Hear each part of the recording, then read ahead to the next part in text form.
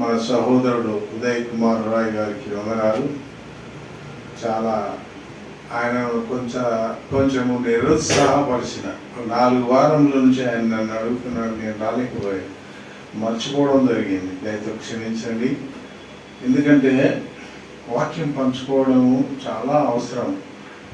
గత కాలంలో 40 సంవత్సరముల క్రితము 50 సంవత్సరముల క్రితము భారతదేశంలో మిషనరీ వారు ఉన్నారు. ఆ తర్వాత 1971-72 సంవత్సరము ఇందిరాగాంధీ క్రైస్తవులను మిషనరీలను వెళ్ళగొట్టింది. ఆమె చనిపోవడానికి కారణం అదే. అది ఎవరికి తెలియదు. క్రైస్తవ మిషనరీలు ఈ దేశంలో ఉండకుండా 71వ సంవత్సరం పంపించేసింది.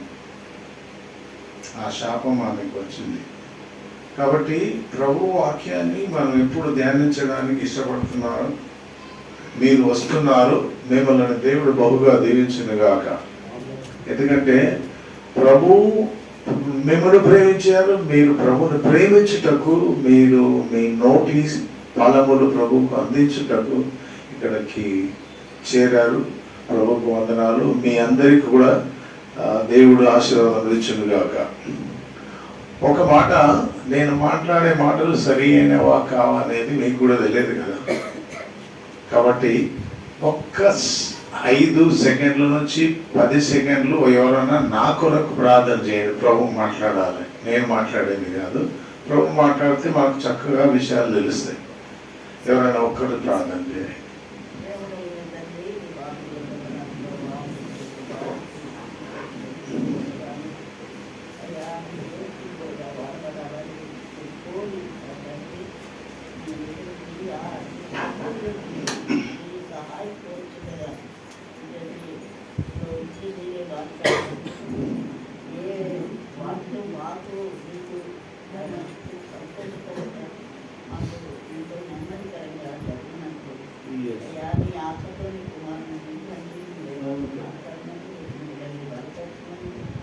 కుమారుడు ఇస్తున్న వాక్యానికి ప్రతి ఒక్కరూ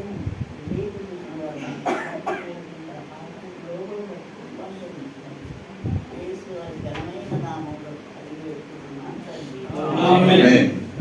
1971వ సంవత్సరం నుంచి 78 వరకు నేను MBA స్కూల్లో టీచర్గా పనిచేశాను. ఆయన స్టూడెంట్. నాకు ఆయనకు తెలియదు. వాళ్ళ నాయన ఫీజు కట్టడానికి వస్తే నేను వాళ్ళ నాయనను గమనించేది. ఎంత చక్కగా 1వ తారీఖు వచ్చి ఫీజు కడుతుంది. ఎవరబ్బా ఇంత శ్రద్ధ కలిగి ఫీజు కట్టడానికి వస్తాడని వాళ్ళ నాయన నేను నాకు పరిచయం లేకపోయినా పరిచయం చేసుకొని మాట్లాడాను. సరే, ప్రభు చిత్తం వల్ల నాకు ఈ అవకాశం ఇచ్చినందుకు మీకు వందనాలు. ఎన్ని నిమిషాలు నేను మాట్లాడాలి? నాకు సమయం ఇప్పుడు సమయం ఎంత అయిందండి? ఎన్ని నిమిషాలు మాట్లాడాలి?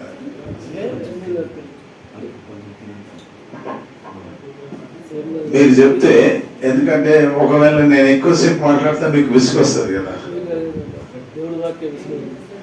అందులో 5 నిమిషాలు మీకు కొన్ని సలహాలు అందించాలని నేను ఆశపడుతున్నాను. మొట్టమొదటిగా, మీరు మిలిటరీ వారు తమ కార్యకలాపాలకు ఎలా వస్తారు? టెన్షన్గా వస్తారు, సరైన డ్రెస్తో వస్తారు, సరైన మాటలతో వస్తారు. మరి నేను ఇక్కడికి రావడం, మిలిటరీ వాళ్ళందరూ కూడా లేట్ వచ్చినారు. జ్ఞాపకం వచ్చుకోండి. యేసు ప్రభు వారి శిష్యులు ఎవరు? ఆయన పేరు పెట్టుకున్నాడు. ఆయన ఏ పేరు పెట్టారు? సోల్జర్స్ అని పేరు పెట్టుకున్నారు. మీరేమో మామూలు పబ్లిక్ లాగా వచ్చారు. మిలిటరీ అంటే సమయ పాలన ఉండాలి. రెండవ విషయం మీతో జ్ఞాపకం చేస్తున్నాను. మీకు స్కిల్ ఉంది. స్కిల్ అంటే నైపుణ్యం అనే గారు చెప్పారు చూడండి. మీకు ఉంది, కానీ దాన్ని డెవలప్ చేయలేదు అని నేను భావిస్తున్నాను. నైపుణ్యము కలిగిన వాడు రాజుల దగ్గర ఉంటారు. జ్ఞాపకం పెట్టుకోండి. అది వాక్యంలో ఉంది, నా మాటలు కాదండి, సామెతలో ఉంది. రెండవ విషయం, మూడవ విషయం, మీరు మార్గదర్శకులు. మార్గదర్శకులు ఎల్లప్పుడూ కూడా స్థితిని తమ చేతుల్లో ఉంచుకొని దాన్ని నడిపిస్తారు. మరి మీరు ఎంతవరకు మార్గదర్శకులు నాకు తెలియదు. మ్యూజిక్ వాయించేవారు, వాక్యం వినకుండా బయటకు పోయినారు. మార్గదర్శకత్వంలో లోపం అది, ప్రతి చర్చిలో చేసేటువంటి లోపం అది, తప్పది. వాక్యం వినాలి. ఎందుకంటే వాక్యంలో 32,280 వచనాలు ఉన్నాయి. సగం చేయండి 16,000, సగం చేయండి 4,000, సగం చేయండి 2,000. ఒకరి జీవితంలో 2,000 వచనాలు నేర్చుకోలేరు. ఎన్ని ఆదివారాలు వస్తాయి ఒక జీవితంలో? 30 ఆదివారాలు, 30 సంవత్సరాలలో 52 × 30 లెక్క పెట్టండి. ఎన్ని వారాలు అవుతాయి? 1,500 వారాలు అవుతాయి. 2,000 వచనాలు ఉన్నాయి నేర్చుకోవడానికి. కాబట్టి జాగ్రత్త వహించాలని మనవి చేస్తున్నాను. తర్వాత, మీరు దేవుని కుమారుడు అని జ్ఞాపకం పెట్టుకోవాలి. ఆ దేవుడు ఎవరు? యేసు ప్రభువారు లేక యెహోవా దేవుడు. యెహోవా దేవుని కుమారులు రాజులు. అవునా? వాక్యంలో ఉందా? ఏమో సారేమో ఉంది అక్కడ, మీరేమో నేను చెప్పే మాటలు ప్రతిది కూడా వాక్యంలో ఉందని జ్ఞాపకం చేస్తున్నాను. రెఫరెన్స్ చెప్పాలా? 1 పేతురు 2వ అధ్యాయం 9వ వచనం, 8, 9 చదవద్దు, మీరు జ్ఞాపకం పెట్టుకోండి. మీరు ఎప్పుడు కూడా వాక్యం వినడానికి వచ్చినప్పుడు దయచేసి నోట్బుక్ పెట్టుకోండి, పెన్ను పెన్సిల్ పెట్టుకోండి. మీరు రాసుకుంటే చక్కని విద్య నేర్చుకుంటారు మీరు. నేను అది చేశాను నేను. తర్వాత ఇంకో విషయం, పాడవాడుతూ మారా అని పాడవాడారు. ఉందా మారా అనే మాట? పాడారా? ఏంది మారా అంటే? చేదు. దాన్ని తిప్పి చెప్పండి. అయ్యో, మారాను తిప్పి చెప్పండి అంటే ఇట్లా చూస్తారు. యెహోవా దేవుని పేరు రాముడు. మీకు తెలుసా? Yes, Abraham. ఉందా? పేరు వచ్చింది రామ అనేది. రామాలో ఎలా ఉండేను అని విన్నారా? రామ అనగా ఎత్తైన వాడు, బలమైన వాడు, గొప్పవాడు అని వాక్యంలోని అర్థం. రామ అనే పేరు దేవుని పేరు. మనోళ్ళు ఏమనుకుంటారంటే వాళ్ళ రాముని పేరు. అస్సలు రాముడు ఈడ ఉన్నాడు, యేసు ప్రభువు. తర్వాత మారా నుంచే మారి వచ్చింది, మారి నుంచే మేరీ వచ్చింది. మేరీ అంటే ఏమర్థం? అందరూ ఏమనుకుంటారు అంటే, అబ్బా దేవుని తల్లి పేరు పెట్టుకున్నాను. కానీ అర్థం ఏంటి? చేదు. మేరీ అనే పేరు వారు చేదు అనుభవిస్తారని జ్ఞాపకం చేస్తున్నాను. ఎస్తేరు అనే పేరు పెట్టుకునే వారు చాలా ఇబ్బందులు పడతారని జ్ఞాపకం చేస్తాను. ఎందుకంటే ఎస్తేరు అనే పేరు దేవత పేరు, అష్టారోత్ దేవత పేరు. అయితే అది దెబ్బలు కూడా తింటుంది. కాబట్టి ప్రియమైన దేవుని బిడ్డలారా, ఆరాధనలో మీకు చాలా విషయాలు తెలుసు. ఎందుకు? క్రైస్తవులు కదా, క్రైస్తవులకు బైబిల్ నుంచి ఎన్నో విషయాలు నేర్చుకుంటారు. వాళ్ళు అలా మాట్లాడగలరు. ఎక్కడ మాట్లాడతారంటే చర్చిలనే మాట్లాడతారు, బయట మాట్లాడారు. అది విచారకరమైన విషయం. బయట మాట్లాడగలగాలి, అప్పుడు నీ వాక్యం, నీ సాక్ష్యము బయటికి వెళ్ళిపోతుంది. బయట మనం మాట్లాడడం భయమైతే కొంచెం, వాడు ఏమంటాడు, వీడేమంటాడు, ఏమో ఇట్లా ఏం కులం రా మీది, ఇట్లా తిడతారేమో అని అన్ని భయాలు.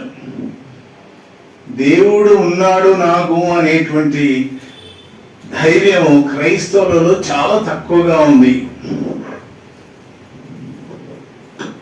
ఇది జ్ఞాపకం చేసుకున్నారన్నమాట. తర్వాత మీ ప్రార్థనలకు ఏం ఫలితాలు వస్తున్నాయో మీరు ఎప్పుడైనా మీరు గమనించారో లేదో నాకు తెలియదు. ప్రభుని అడగండి, ప్రభా నేను ప్రార్థన చేస్తున్నా, నాకు జవాబు ఇవ్వకపోతే నేను ఏ లాభం ప్రభువా? అవునా కాదా? మీ నాయన నువ్వు రోజు అడుక్కుంటా ఉంటే రోజు ఇవ్వకపోతే నేను ఏం చేస్తావు?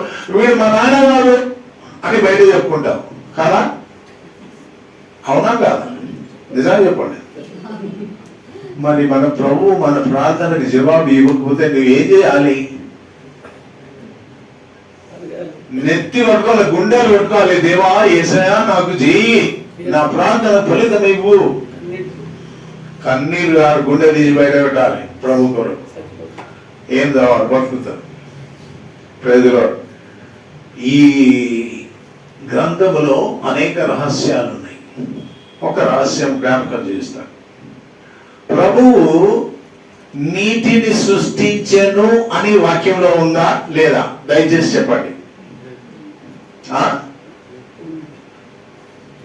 రెఫరెన్స్ చెప్పాలి నాకు.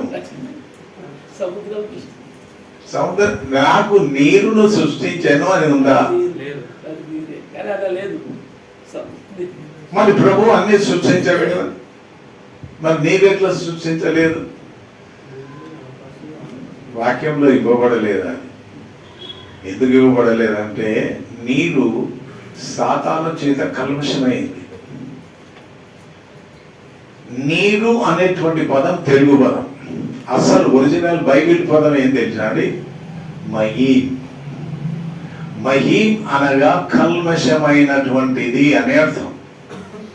ఎందుకు కల్మషమైందంటే సాతానును శుద్ధి చేయడానికి ప్రభు పంపించాడు నీళ్ళు, కాబట్టి కల్మషమైపోయింది. కాబట్టి యేసు ప్రభు వారు ఒక స్త్రీతో చెప్పాడు. ఏం చెప్పాడండి? అమ్మా ఏమిస్తాను చెప్పాడు. నేనిచ్చు నీరు. మరి ఆ బయల నీళ్ళు ఏమైనాయి?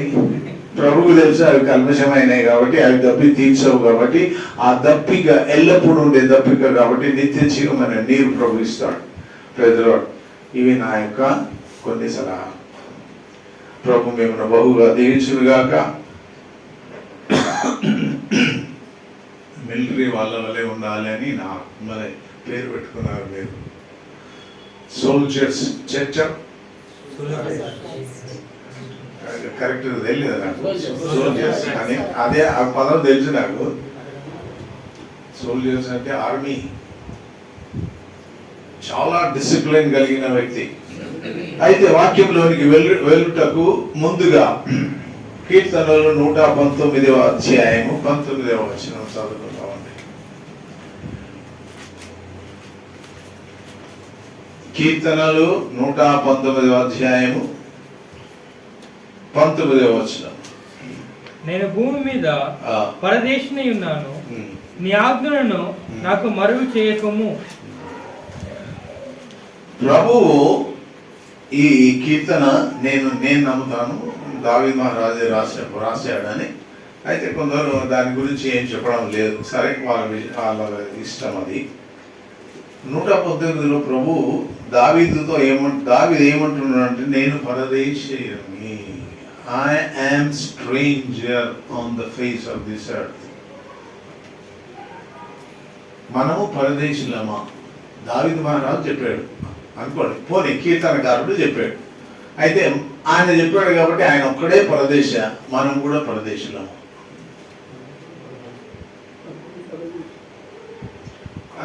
మీ అభిప్రాయం చెప్పాలి. పరదేశులమని ఎట్లా? మీకు ఏమైనా ఆధారాలు ఉన్నాయా? అంటే మనం చచ్చిపోతాం కాబట్టి, ఎక్కడి నుంచి వచ్చినాం కాబట్టి ఉండొచ్చు అని ఒక అనుమానం, ఒక శంక, ఒక అభిప్రాయం. Thank you. అయితే వాక్యం ఈ విషయాన్ని ఏమైనా మాట్లాడుతుందా? ఒక వాక్యం మనం చదివాం, పరదేశులమని కదా దావీదు మహారాజు చెప్పాడు. కీర్తన 9వ అధ్యాయం 12వ వచనం. నా ప్రార్థన ఆలకింపుము, నా మొరను చెవి యొగ్గుము, నా కన్నీళ్లు చూచి మౌనముగా ఉండకము. నీ దృష్టికి నేను అతిథి వంటి వాడను. అతిథి వంటి వాడను. I am visitor. నా పితరుల వలె నేను పరవాసిని అయి ఉన్నాను. నేను వెళ్ళిపోయి లేకపోక మునుపు నేను తెప్పరిల్లునట్లు నన్ను కోపముతో చూడకము. ఈ వాక్యము ఎంత పవర్ఫుల్ వాక్యం అంటే దీని వెనక హిస్టరీ ఉంది. నన్ను కోపముతో చూడకము, నేను స్ట్రేంజర్ను, ఇక్కడ అతిథి వంటి వాడను, కొంతకాలమే ఉంటాను, నువ్వు కోపంతో చూస్తే నేను మాడిపోతాను. ఎందుకు? ప్రభు అయిన దేవుడు అయిన యెహోవా is a burning consuming fire. 12వ అధ్యాయం హెబ్రీ పత్రిక 12, 13, 14 వచనాలు. ఆయన దహించు అగ్ని అన్నాడు.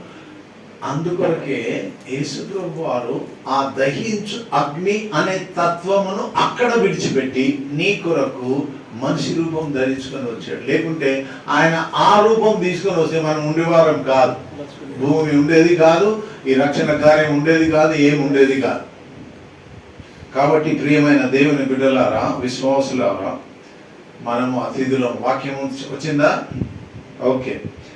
తర్వాత ఆదికాండం 47వ అధ్యాయం 9వ వచనం. ఇది కీర్తనకారుడు చెప్పాడు రెండవసారి. మరి ఇంకోసారి చూద్దాం ఎవరు చెప్తున్నారు. 47వ అధ్యాయం 9వ వచనం. యాకోబు నేను యాత్ర చేసిన సంవత్సరములో 130 నేను జీవించే సంవత్సరములో కొంచెముగాను దుఃఖ సహితమైనవిగా ఉన్నవి. అవి నా పితరులు యాత్ర చేసినంత కాలం కాదు. జీవించే సంవత్సరములన్నీ కాలేదని ఫరోతో చెప్పాను. అంటే ఇక్కడ ఆయన ఒకటి చెప్పాడు, నేను ఎన్ని సంవత్సరాలు బ్రతికాను, మా పితరులు మా తల్లిదండ్రులు చాలా కాలం బ్రతికారు, అంటే ఐఎమ్ గోయింగ్ టు డై అనే అర్థం. తర్వాత 1వ దినవృత్తాంతములు 29వ అధ్యాయం 15వ వచనము. ఇక్కడ నిజమైన దావీదు మహారాజు మాట్లాడతాడు. చూడండి, 1వ దినవృత్తాంతములు 29వ అధ్యాయం 15వ వచనం. మా పితరులందరి వలెనే మేమును నీ సన్నిధిని అతిథులమును పరదేశులమై ఉన్నాము. మా భూనివాస కాలము నీడ ఎంత స్థిరముగా ఉన్నవాడొకడునో లేడు. చూడండి, అతిథులము పరదేశంలో. ఇది దావీదు మహారాజు మాట్లాడుతున్నాడు. చూడండి ఎంత విచిత్రమైన విషయం. మనకు స్టోరీ తెలియకుండా ఉంది. స్టోరీ ఎందుకు తెలియడం లేదంటే, మిషనరీస్ వెళ్ళిపోయిన తర్వాత మన సేవకులు డబ్బు సంపాదించే కార్యక్రమంలో మునిగి ఉన్నారు. వాక్యంను వివరించడంలో మునగలేదు. అందుకొరకే సంఘములలో ఎక్కడ చూడు డబ్బు సమస్యలు, కొట్లాటలు. ఈ దినం మా చర్చిలో, ఎంబీ చర్చిలో కొట్లాట జరిగిందని విన్నాం. ఎందుకు? డబ్బు. ఏ కారణము? సేవకులు వాక్యమును అందించడము లేదు. వట్టి కథలు మాత్రమే తెలియజేస్తున్నారు. కథలతో దేవుని మాటలు నాశనం చేస్తున్నారు. ప్రియమైన దేవుని బిడ్డలారా, మీరు మార్గదర్శకులు, మీరు military people, you are the military soldiers. ఎట్లా ఉండాలండి? నువ్వు నడుస్తుంటే నీ బూట్ల శబ్దానికి వాడు చూడాలి. నీవు వెళ్తూ ఉంటే నీ మార్గం సరైన మార్గం అని ఇతరులు గమనించాలి. ఎందుకు? కొంతకాలమే మనం ఇక్కడ ఉండబోతున్నాం. ఈ కొంతకాలంలో నీ సాక్ష్యం ఏమై ఉన్నది? పరదేశులముగా ఉన్నాం. ప్రభువా, కోపముతో చూడకము. తర్వాత విషయం, హెబ్రీ పత్రిక 11వ అధ్యాయం 13వ వచనం. అబ్రహాము తాను స్వాస్థ్యముగా పొందనైన ప్రదేశమునకు బయలు వెళ్ళెను, మరియు ఎక్కడికి వెళ్ళవలెనో అది ఎరుగక బయలు వెళ్ళెను. ఆ వాగ్దానమునకు సమాన వారసులైన ఇస్సాకు, యాకోబు అను వారు పరవాసులైరి. అనగా దేవుడిచ్చే భూమిలోనే వాళ్ళు పరవాసులుగా ఉన్నారు. అసలు ఇంకో విషయం, హెబ్రీ పత్రిక మనం చదవబోతున్నాం తొందరలోనే. హెబ్రీ పత్రిక దయచేసి 11వ అధ్యాయం 10వ వచనం దయచేసి చూడండి. దేవుడు దేనికి శిల్పియు నిర్మాణకుడై ఉన్నాడు.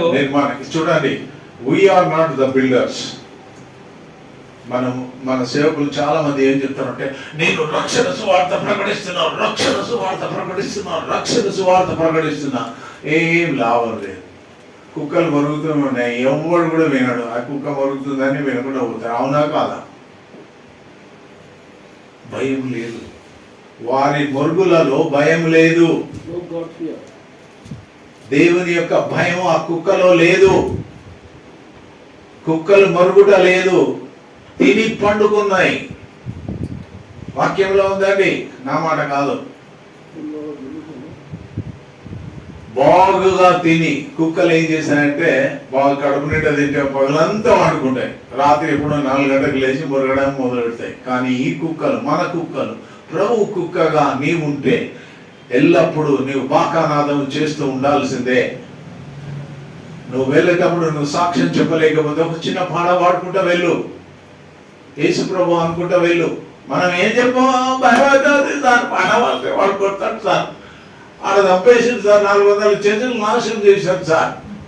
God is going to do wonder work very soon. ఈ దేశమునకు మార్గదర్శకత్వం అయినటువంటి మణిపూర్ శ్రమలు, ప్రార్థన చేయండి, దేవుడు ఈ దేశమును మార్చబోతున్నాడు. Yes, he will go, he is going to change this country. కాబట్టి ప్రియమైన దేవుని బిడ్డలారా, పరదేశులుగా ఉన్నంత కాలంలో మనం ఆ పట్టణము కొరకు ఎదురు చూస్తున్నాం. మనం ఎప్పుడైతే ఈ భూమిని విడిచిపెడతామో, అయితే మనం ఎందుకు ఈ లోకంకి వచ్చామంటే, యెషయా గ్రంథము 53వ అధ్యాయం 6వ వచనం. మనమందరమును గొర్రెల త్రోవ తప్పిపోతిమి, మనలో ప్రతి వాడును తనకిష్టమైన త్రోవకు తొలగెను, యెహోవా మన అందరి దోషమును అతని మీద మోపెను. Very good, very good. చూడండి, మనం ఎందుకు ఈ లోకంలో పరదేశులుగా వచ్చామంటే, గొర్రెల వల్ల త్రోవ తప్పిపోయినాం. ఎక్కడ ఉంటుంది? కొంత ముందుకు చూస్తాం, ఎక్కడ ఉంటుంది మనం. ఎఫెసీయులకు రాసిన పత్రిక, మనం ఎక్కడి నుండి వచ్చామో, మనము పరదేశులమని నిర్ధారణ అయిపోయింది వాక్యం ద్వారా. మనం ఎక్కడి నుంచి వచ్చాం? ఎఫెసీ గ్రంథం, ఎఫెసీయులకు రాసిన పౌలు పత్రిక 1వ అధ్యాయము 8-9 వచనాలు చదవాలని మనసు కాలము సంపూర్ణమైనప్పుడు జరగవలసిన ఏర్పాటు. చూడండి, ఈ ఏర్పాటు ప్రభువుది, plan of God, not plan of you or me. చదవండి. ఆయన తన దయా సంకల్పము చొప్పున తన చిత్తమును గూర్చిన ఆయనకు దయ ఉంది. చూడండి, మాటలు జ్ఞాపకం చేసుకోండి. వాక్యంలో ఈ బైబిల్లో ఉండేటువంటి మాటల్లో ప్రతి మాట వెనక హిస్టరీ ఉంది. దాన్ని ఏమంటారంటే హిస్టరీ బిహైండ్ ద లైన్స్ అంటారు.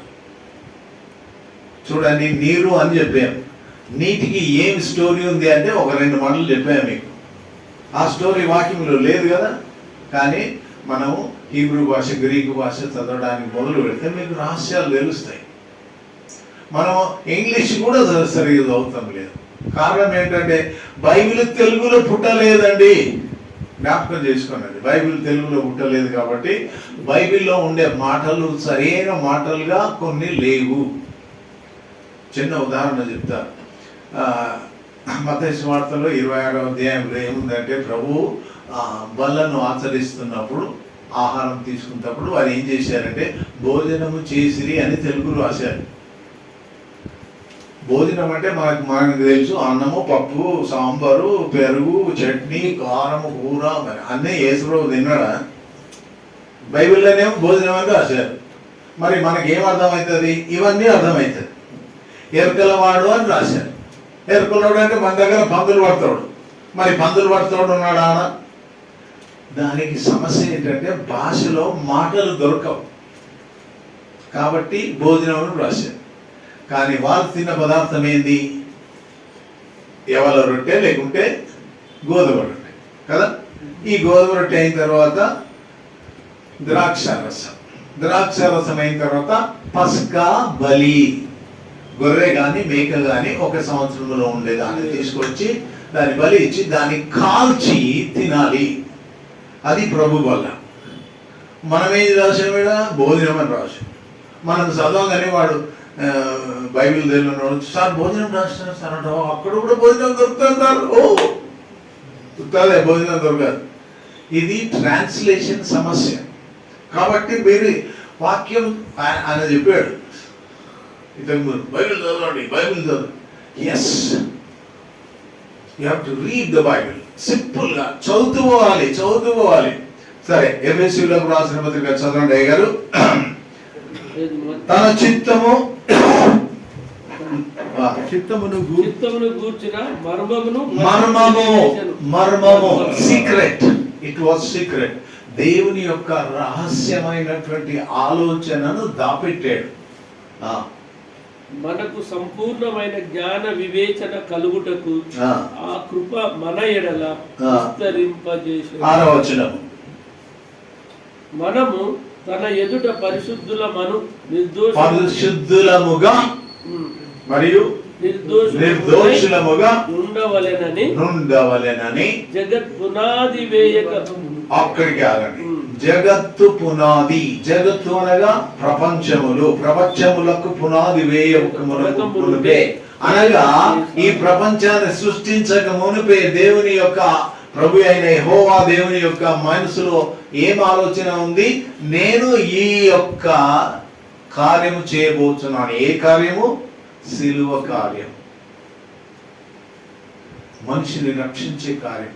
ఎందుకు ఆయనకు ఆలోచన వచ్చిందంటే, ఆయన సృష్టి చేసిన తర్వాత ఈ మహానుభావులందరూ సాతాను వెంబడిపోతారని ఆయనకు తెలిసిపోయింది. అందువరకు ఆయన రెడీ చేసి పెట్టాడు. వీరు సాతాను వెంబడి పోతారని మనకు వాక్యంలో కావాలి కదా. చదవండి. జగత్తు పునాది వేయబడక మునుపే ప్రేమ చేత ఆయన క్రీస్తులో మనలను ఏర్పరచు. క్రీస్తులో అక్కడ ఉన్నాడు. క్రీస్తు అభిషక్తుడైన వాడు అక్కడ ఉన్నాడు. ఆయన అక్కడ ఉన్నాడు. మనము అక్కడ ఉన్నట్ట లేనట్ట మీరే చెప్పాలి ఇప్పుడు. Yes, we were there. మనం అక్కడ ఉంటిమి. కానీ గొర్రెల వలె త్రోవ తప్పితిమి. యెషయా గ్రంథం మీరు చదివితే మీరు అనుకుంటారు, 1వ వచనం నుంచి లాస్ట్ వరకు చదవండి, మొత్తం చరిత్ర ఉంది దాంట్లో. నేను పిల్లలను పెంచి తిని కొత్త లోకమును కొత్త భూమిని సృష్టించాను అని చివరి వచనంలో ఉంది. అంటే మొత్తం గ్రంథం అంతా అక్కడ ఉంది. రహస్యాలు ఉన్నాయి అందులో. కాబట్టి ప్రియమైన దేవుని కుమారులారా, కుమార్తెలారా, వాక్యం చదవడానికి నేర్చుకోవాలి. కొంతసేపు అయినా ఇష్టంగా చదవండి, బహు విషయాలు తెలుస్తాయి. కాబట్టి త్రోవ తప్పిపోయినందు చేత 7వ వచనము అదే 7వ వచనం, దేవుని కృపా మహదైశ్వర్యమును బట్టి ఆ ప్రియుని యందు ఆయన రక్తము వలన తప్పిపోయిన గొర్రె పిల్లకు రక్తము పూయుట చేత ఏం కలిగిందండి? విమోచన కలిగింది. మనకు ఈ లోకములో విమోచన కలగజేయుటకు ప్రభు రక్తం కార్చాడు. ఆ రక్తము మనం పూసుకోవాలి. ఇది ఎట్లా అంటే, సబ్బు పూసుకుంటే మన శరీరంలో ఉండే మైల పైన మైల పోతుందని తెలుసు కదా. రక్తం పూసుకుంటే కూడా అవుతుంది. మీకు పరిచయం ఉందో లేదు? చేప నూనె పూసుకుంటే శరీరం శుభ్రం అవుతుందని తెలుసు. ఎంతమందికి తెలుసో తెలియదు, నాకు తెలియదు. ప్రియమైన దేవుని బిడ్డల రహస్యాలు చాలా ఉన్నాయి. ఆయన రక్తము చేత శరీరం ఒకటే కాదు, హృదయం, మనస్సు, మనలోని ఆత్మ సంపూర్ణంగా శుద్ధి చేయబడతాయి. మన అపరాధములకు క్షమాపణ మనకు. మన అపరాధములు, మనం ఏ అపరాధం చేశాము? తప్పిపోయిన అపరాధం చేశాము. ఎక్కడి నుంచి తప్పిపోయాము? ప్రభువు నుంచి తప్పిపోయాము. ప్రభు దగ్గర ఉంటేమి. నాకు నిన్న మొన్ననే ఒక రహస్యం తెలిసింది, విచిత్రమైన రహస్యం. ప్రభువా, దయ్యాలు ఎట్లా వచ్చినాయి ప్రభు అని ప్రార్థన చేశాను. మనుషులేమో నువ్వు సృష్టించావు నిజమే, కానీ ఈ దయ్యాలు ఎట్లా వచ్చినాయి ప్రభు అని ప్రార్థిస్తే పడిపోయినటువంటి దేవదూతలు. ప్రభు నాకు ఐడియా ఇచ్చాడు, రెఫరెన్స్ దొరికిపోయింది. పడిపోయిన దేవదూతలే దయ్యాలై కూర్చున్నాయి. మనల్ని వేరుగా సిద్ధపరిచాడు. ఓకే, మత్తయి సువార్త యెషయా గ్రంథము 53వ అధ్యాయము 8వ వచనం. నా జనుల అతిక్రమము. మనం అందరం ప్రభు యొక్క పిల్లలమే, అన్యులు కూడా ప్రభు పిల్లలే, ముస్లిం వారు కూడా ప్రభు పిల్లలే. కానీ సాతాను ఏం చేసింది? కన్నులకు గంతలు కట్టింది, హృదయం అనే కన్నులకు గంతలు కట్టింది. ఆయన చెప్పాడు, మీ మనోనేత్రములు తెరుచుకోవాలి, మనస్సు తెరుచుకోవాలి. తెరవబడలేదు, మూసుకుందాం. కాబట్టి సాతాను పట్టుకొని పోయింది. చదువుతారా? 53వ అధ్యాయము 8వ వచనం. అన్యాయపు తీర్పు నొందిన వాడై అతడు కొనిపోబడెను. అతడు నా జనుల అతిక్రమమును బట్టి. నా జనుల అతిక్రమము. అతిక్రమము అంటే ఇంగ్లీష్ లో ఏం వర్డ్ ఉంది అది? ఇన్ ఇంగ్లీష్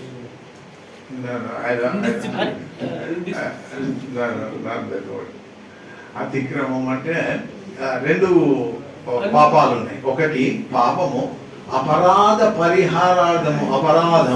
అపరాధం అనేది అతిక్రమం. అపరాధం అనే వర్డ్ ఇంగ్లీష్ లో కొంతసేపు ఎంత చెప్తా, జ్ఞాపకం రావడం లేదు.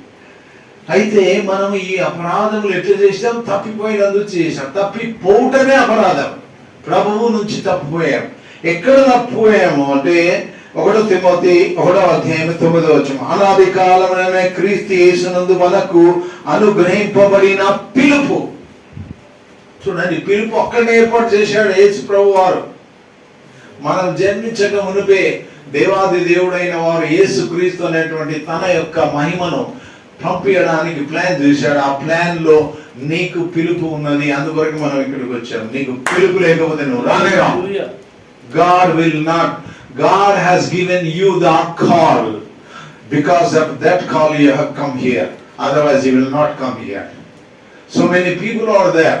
Excuse me, దయచేసి క్షమించండి, ఒకసారి పొరపాటు చేస్తాను. నేను ఇంగ్లీష్ మాట్లాడకూడదు, తెలుగు మాట్లాడు. మనకు తెలియకుండా మనం ఇక్కడ వస్తున్నామని మనం ఏమనుకుంటున్నాం అంటే మనం దేవుని ప్రేమిస్తున్నాం. కాదు, ప్రభు ఇచ్చాడు పిలుపు. నీకు హృదయంలో కొట్టుకుంటుంది అది. పో, చర్చికి పో, ప్రార్థన చేయి, బైబిల్ చదువు. That is the call of God. ఎక్కడ ఇవ్వబడింది అది? అనాది కాలం. అనాది కాలం అంటే కాలం స్టార్ట్ కాకముందే, కాలము మొదలు కాకమునిపే అనాది కాలం అంటారు.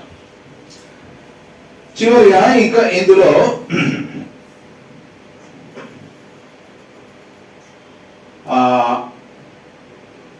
ప్రకటన 12వ అధ్యాయము 3-4 వచనాలు చదువుదామండి. అంతటా పరలోకమందు ఇంకొక సూచన కనబడెను. ఇదిగో ఎర్రని ఘట సర్పము. దానికి 7 తలలను 10 కొమ్ములను ఉండెను. దాని తలల మీద 7 కిరీటములు ఉండెను. దాని తోక ఆకాశ దాని తోక ఆకాశ నక్షత్రములలో 3వ భాగము ఈడ్చి వాటిని భూమి మీద పడవేసెను. ఈ నక్షత్రములు ఎవరండి? మనమా కాదా? ఏమోనండి కదా, దీనికి జవాబు కావాలి కదా. మన సొంత మాటలు వద్దే వద్దు. దానియేలు గ్రంథం చదువుదామా? 12వ అధ్యాయం. దానియేలు గ్రంథం 12వ అధ్యాయం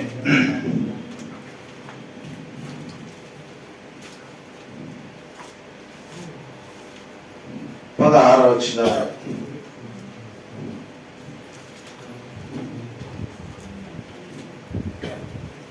దానియేలు గ్రంథం 12వ అధ్యాయం చివరి వచనాలలో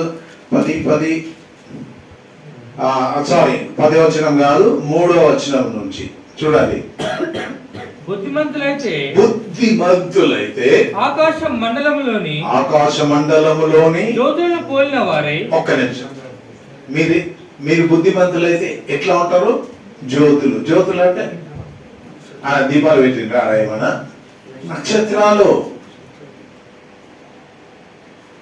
మీరు బుద్ధిమంతులైతే నక్షత్రముల వలె చదవడే.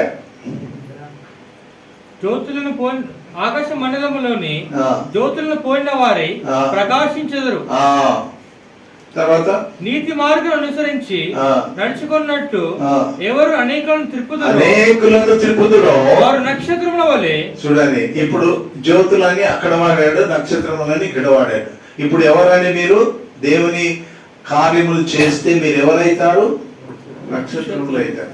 ఆ నక్షత్రములు దేవుని పని, మహాదేవుడైనటువంటి యెహోవాగా వారి పనిని చేయుచుండగా సాతాను తన తోక చేత ఈడ్చి భూమి మీద పడవేశాను. అందుకొరకే ప్రభు ఒక కృప ఇచ్చాడు, తిరిగి మట్టిలోనికి మన యొక్క సోల్ ఆత్మను పంపించి మట్టి బొమ్మలా మనకు అవకాశం ఇచ్చాడు. ఈ మట్టి బొమ్మలో అవకాశం ఇచ్చాడు అనేటువంటి లింక్ కూడా కావాలి కదా. ఒక చిన్న వాక్యం చెప్తాను. నేను పుట్టవలసిన సమయం కంటే ఆ సమయంలో నేను పుట్టి తిని. ఎవరన్నా ఈ మాట తెలుసా? పౌలు. ఆ సమయంలో పుట్టి తిని నన్ను ప్రభు కనికరించాను. పుట్టి తిని ప్రభువా, నేను నా తల్లి గర్భములో ఉన్నప్పుడు నీ కన్నులు నన్ను చూచెను. నేను ఏర్పడక మునిపే నీవు నన్ను ఎరిగి ఉన్నట్ట నీ బాడీలోకి నిన్ను ప్రభు పంపించినట్ట కాదా? సింపుల్, అది పంపించాడు. కాబట్టి మనం ఈ స్థితికి వచ్చాము, పరదేశులముగా ఉంటున్నాం. ఈ పరదేశత్వంలో ప్రభు యొక్క కృపను వెల్లడిపరుస్తూ నీవు నిజాయితీగా జీవించడానికి శత విధముల ప్రయత్నం చేయాలి. సార్, నేను ప్రయత్నం చేస్తే కానీ మరి దొంగతనం ఎట్లా చేపించేదారు నాతో. ఎందుకంటే అక్కడ డబ్బులు ఉన్నాయి కదా, కట్టలు డబ్బులు ఉన్నాయి. అదే తీసుకోమరా, నువ్వు 2 కట్టలు, నేను 3 కట్టలు తీసుకో. అవసరం, నాకు చాలా అవసరం ఉంటే తీసుకుపోయినా సార్. సులభమైన విషయం కదా పాపంలో పడివేయటం. మనం ఏమనుకుంటామంటే మనం ప్రభు దగ్గరికి వచ్చినాం, మనం పరిశుద్ధులుగా ఉంటున్నాం. దమ్మని కళ్ళు ఇట్లా చూస్తాయి. ఒక ఒక ఒక ఎవరు చూస్తాయి? మొగోడు ఆడాయమని చూస్తే ఆడాయమ మొగ అయిపోయిందా? పాపములో పడకుండా ఉండుటకు మీరు శత విధముల ప్రయత్నం చేయాల్సిందే. చేయకపోతే కష్టం. మనకు ఎన్ని సమస్యలు ఉన్నాయంటే కళ్ళు, మనసు, ముక్కు, చెవులు, నోరు, చేతులు, కాళ్ళు, శరీరము, కోరికలు, ఇన్ని ఏం చేస్తాయంటే లోనికి పంపిస్తాయి. ఇట్లా చూడగానే లోనికి పోతాయి, ఆన్ అని పోతాయి. ఇట్లా చూడగానే అయిపోయి కాదా? ముక్కుతో ఎవరు పడిపోయింది మేము? అది ఎట్లా సార్? ముక్కుతో పడిపోయిన వాళ్ళు ఉన్నారు. సింపుల్, వాడు ఏం కొట్టుకున్నాడండి? జ్యేష్ఠత్వం కాదు, ప్రభు యొక్క కృప కొట్టుకున్నాడు వాడు. అందుకొరకే ఏషావు పిల్లలంతా తుర్కోల్లో కూర్చొని మనకు పంచాయతీ పెట్టినారు. కాబట్టి నీ యొక్క అవయములలో ఏదైనా సరే నిన్ను పాపం చేయుటకు ప్రోద్బలము చేయవచ్చు. కాబట్టి పడిపోవడానికి అనేక కారణాలు ఉన్నాయి. పిల్లలు చే పడిపోతాం, పెద్దలు చే పడిపోతాం. కాబట్టి ఈ లోకములో ఉన్న ఈ సమయంలో ప్రభువా, నేను పడిపోతా ప్రభువా, నేను సనుక్కుంటా, నాకు కోపం వస్తుంది. కోపం వస్తే చచ్చిపోయినారు, సనుగితే చచ్చిపోయినారు. తెలుసా మీకు? సనుగితే ఎంతమంది చచ్చిపోయినారు తెలుసా మీకు? ఏమైనా ఐడియా ఉందా? మటన్ లేదు, చికెన్ లేదు, ఎన్ని కూరగాయలు కూడా లేవు. అంతా ఏమో మన్నా పెట్టినారు. ఏం మన్నానో ఏమో పద్దాలు తెలియదు. మటన్ ఇచ్చినాడు, దెబ్బ కొడితే 70,000 మంది చచ్చిపోయారు. ఒక్కటే క్షణం. ఇంకా మటన్ నోట్లోనే ఉంది, చచ్చిపోయినరు. భయంకరం అది. కాబట్టి సనుగుట, విసుగుట, ఇవన్నీ కార్యక్రమాలు జాగ్రత్తగా చేయాలి. లేకపోతే మనకు ప్రభు కృపను పోగొట్టుకుంటామని మీకు జ్ఞాపకం చేస్తున్నాం. 3వ విషయము, మనం ఎక్కడికి వెళ్తాం ఇప్పుడు? మనం it is clear that we are strangers on the face of this earth. ఈ లోకంలో మనము అతిథులము, పరదేశులము. కాబట్టి మనం ఎక్కడికి వెళ్ళాలి చూద్దామండి. యెషయా 55వ అధ్యాయము 7వ వచనం దయచేసి చదవాలని మనం చేస్తున్నాం. యెషయా 55వ అధ్యాయము 7వ వచనం. భక్తిహీనులు తమ మార్గమును విడవలను, దుష్టులు తమ తలంపులను మానవలను. వారు యెహోవా వైపు తిరిగిన ఎడల చూడండి, తిరిగిన ఎడల ప్రభు పిలుస్తున్నాడు. ఆయన వారి ఎంత జాలిపడును. వారు తమ దేవుని వైపు తిరిగిన ఎడల ఆయన బహుగా క్షమించును. క్షమాపణ. ఫస్ట్ స్టెప్ ఏది మనకు? క్షమాపణ. తర్వాత బాప్తిస్మము, తర్వాత అంగీకరించుట, క్షమాపణ, బాప్తిస్మము, తర్వాత ఇంకేం కార్యక్రమం ఉందండి? పరిశుద్ధులగుట. మీరు పరిశుద్ధులగుట ఎక్కడ చూసారు? ఇక్కడ వాక్యం ఉంది. ఇక్కడ ఉందండి, ఇక్కడ ఉందండి. చదవండి, అది అక్కడ ఉంది, చదవండి. ఏదో ఉంది అక్కడ పైన ఉన్నట్టుంది. హృదయ శుద్ధి కలవారు ధన్యులు. హృదయ శుద్ధి ఎలా వస్తుంది? హెబ్రీ పత్రిక 12వ అధ్యాయం 12-14 వచనములు. అందరితో సమాధానమును పరిశుద్ధతయు కలిగి ఉండుటకు ప్రయత్నించుడి. పరిశుద్ధత లేకుండా ఎవడును ప్రభువును చూడడు. అప్పుడు ఈ వాక్యం చదవండి. హృదయ శుద్ధి. పరిశుద్ధత అనగా ఏమిటి? హృదయ శుద్ధి. హృదయ శుద్ధి ఎలా వస్తుందండి? పేతురు చెప్పాడు 4 రెఫరెన్స్, 4 విషయాలు. 2:38 వచనం అపోస్తుల కార్యం 2వ అధ్యాయం 38వ వచనం. పేతురు మీరు మారు మనసు పొంది, లెక్క పెట్టుకోండి, మారు మనసు, పాప క్షమాపణ నిమిత్తము ప్రతి వాడు యేసుక్రీస్తు నామమున బాప్తిస్మము పొందుడి. అప్పుడు మీరు పరిశుద్ధాత్మ వరము పొందుదురు.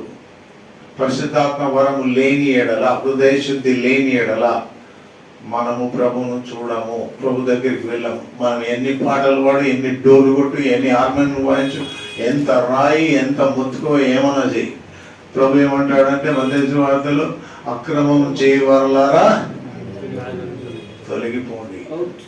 కాబట్టి జాగ్రత్త, రక్షణ కాపాడుకోవాలి. ఎవరు చెప్పారు రక్షణ కాపాడుకోమని? పౌలు వారు చెప్పారు ఫిలిప్పీయులకు రాసిన పత్రిక 3వ అధ్యాయంలో, నేను ఇప్పుడే సిద్ధి పొంది తిని అని అనుకునుట లేదు, దాని కొరకు వేగిరముగా పరిగెత్తుచున్నాను, నేను కాపాడుకొనుచున్నాను. పౌలు జైల్లో ఉన్నప్పుడు చెప్పాడు. ఇది యంగుగా ఉన్నప్పుడు కాదు చెప్పింది, ముసలి అయినాక జైల్లో ఉన్నప్పుడు నేను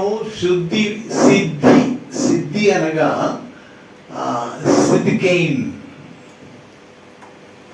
సిద్ధికెయిన్ అనే మాట తెలుసు కదా. అబ్రహాంకి ఎవరు కనపడినారండి? మెలెక్ జెదెక్ అని ఆ వర్డ్స్ రెండవి. మెలెక్ అనగా రాజు, జెదెక్ అనగా నీతిమంతుడు. నీతిమంతుడు అనే పదం తెలుగులో తుర్కములో ఏమొచ్చిందంటే, అరే సిద్దిక్ అనేవు. సిద్దిక్ అనేది జెదెక్ అనే మాట. అనగా మనము సిద్దిక్ కావాలి, లేక రైచియస్నెస్ కావాలి. అంటే ఎవరు కావాలి మనకు? ఆత్మ కావాలి. ఆత్మ లేని ఎడల నువ్వు ఎన్ని సంవత్సరాలు దేవుని సేవ చేయి, ఏమన్నా చేయి, will not be with the lord. తర్వాత ఇంకొక పొరపాటు చేస్తారు క్రైస్తవులు. మనం చచ్చిపోతే ప్రభు దగ్గరికి పోయాడు. వాక్యంలో ఎక్కడైనా ఉందా? చెప్పండి దయచేసి. వాక్యంలో నువ్వు చచ్చిపోతే వెంటనే ప్రభు దగ్గరికి వెళ్ళాడు, ప్రభువా వాడిని నువ్వు చూస్తూ కాపాడు ప్రభువా.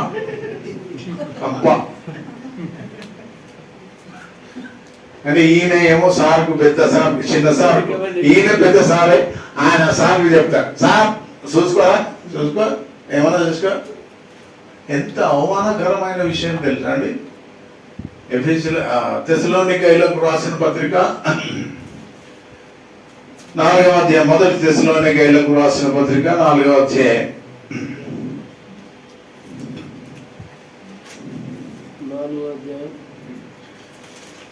16వ వచనం లేక 15వ వచనం.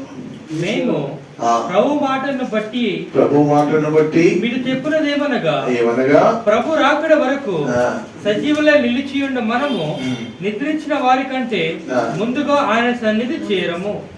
వినండి,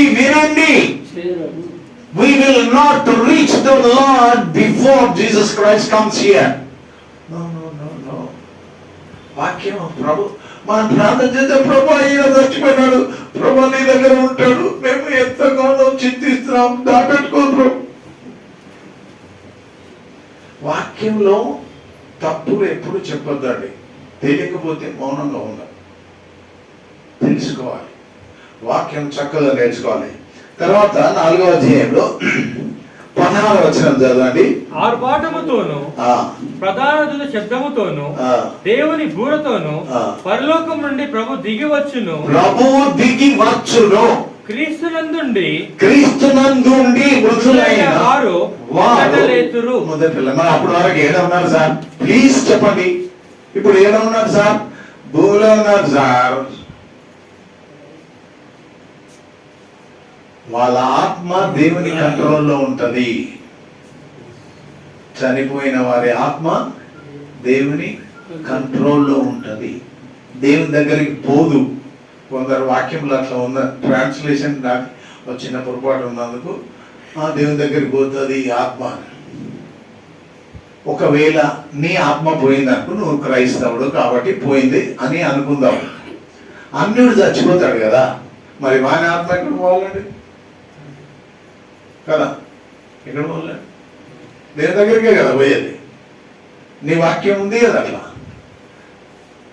ఎక్కడ ఉందండి? ప్రసంగిలో ఉంది కాదది. దేవుని యొక్క కంట్రోల్లోకి వెళ్తుంది ఆత్మ.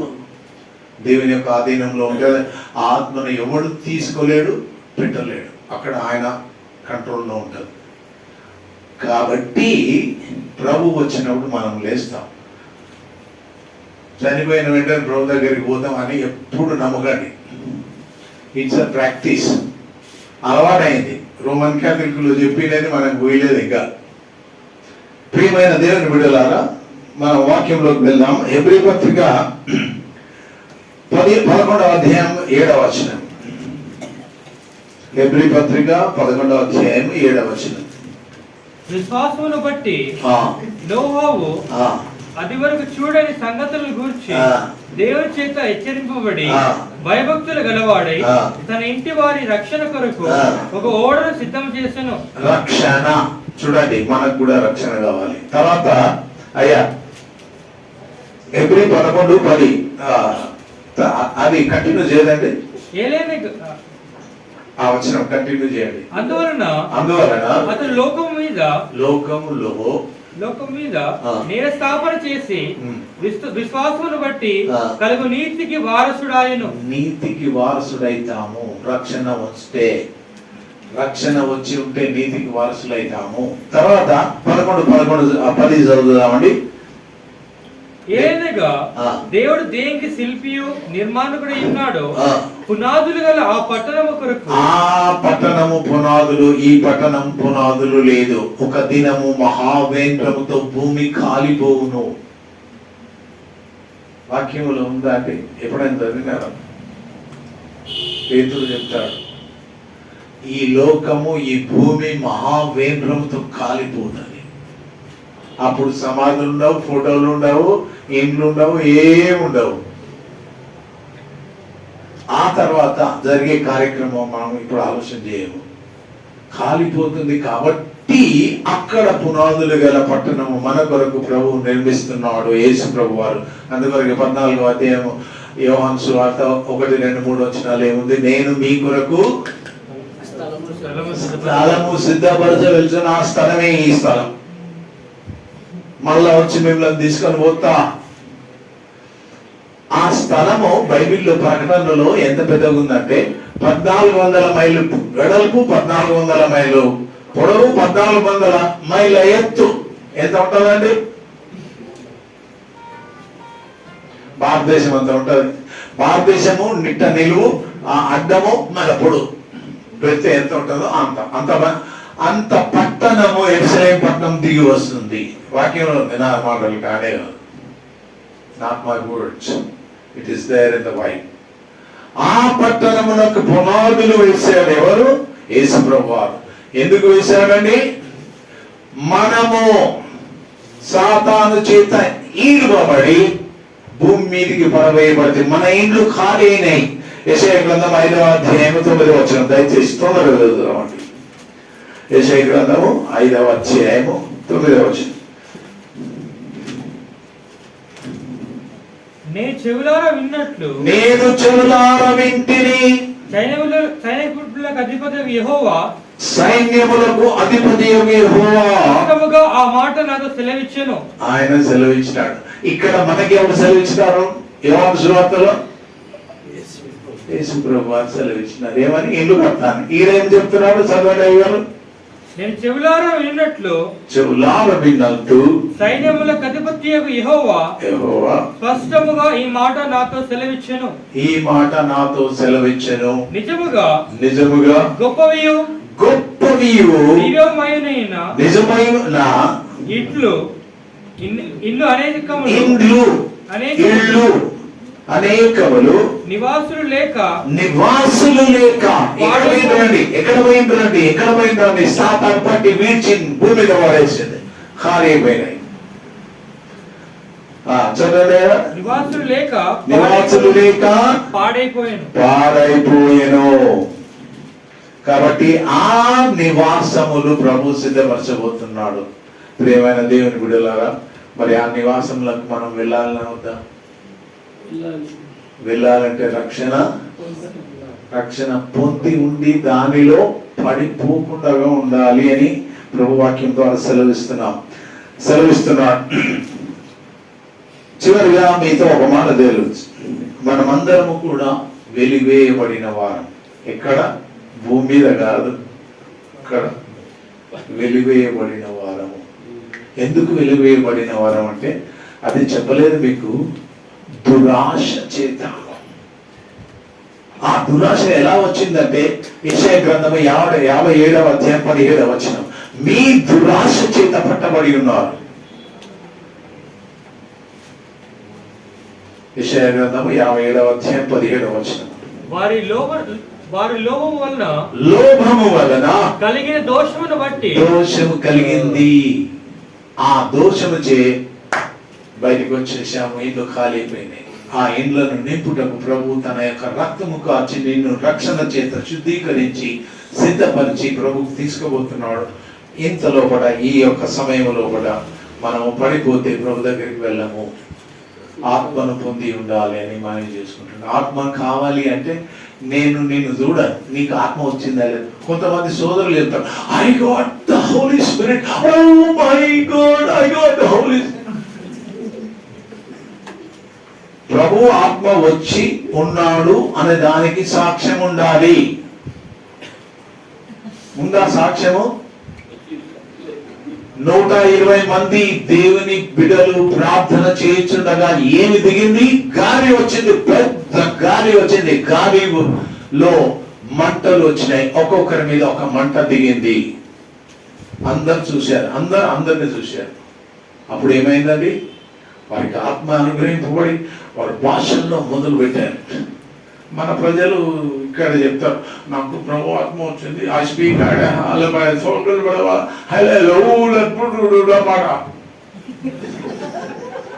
నేను అది తప్పని అనను, కానీ ప్రజలకు చెప్పడం తప్పు. నీవు చెప్పుకో.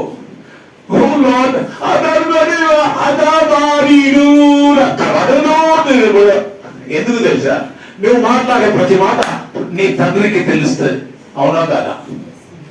నీ చిన్నపిల్లలు మాట్లాడేటప్పుడు వాడు ఏం మాట్లాడతారో నీకు అర్థమవుతుంది కదా. మరి నువ్వు మాట్లాడే ప్రతి మాట ప్రభువుకు అర్థమవుతుంది. కాబట్టి ఆత్మ అనుగ్రహింపబడిందని అబద్ధాలు చెప్పకండి, సాక్ష్యం ఉంటుంది. ఆ సాక్ష్యం మీరు పొందితే దేవుని మీరు చూస్తారు, లేకుంటే యు విల్ నాట్ సీ. ప్రభువా మీ పరిశుద్ధ నామానికి స్తోత్రం చెల్లిస్తున్నాం. నేను మీ మాటలు మీరు నేర్చుకుంటారు. మీరు ఇచ్చిన కృపను బట్టి వందనాలు. Yes, Lord. ఈ కృప మా దేశంలో చాలా మందికి లేదు, ప్రపంచంలో చాలా మందికి లేదు నాయన. మరి ఎందుచేత లేదు మాకు తెలియదు. కాబట్టి దయతో వారిని కనికరించండి, మా సాక్ష్యం నిలబడి మేము మిలిటరీ వారి వల్లే పనిచేయటం సాయం చేయమని ఈ కృప ఇచ్చినందుకు మీకు మహా కృతజ్ఞతలు తెలియజేస్తూ యేసు నామములో వేడుకొంటున్నాం తండ్రి. Amen.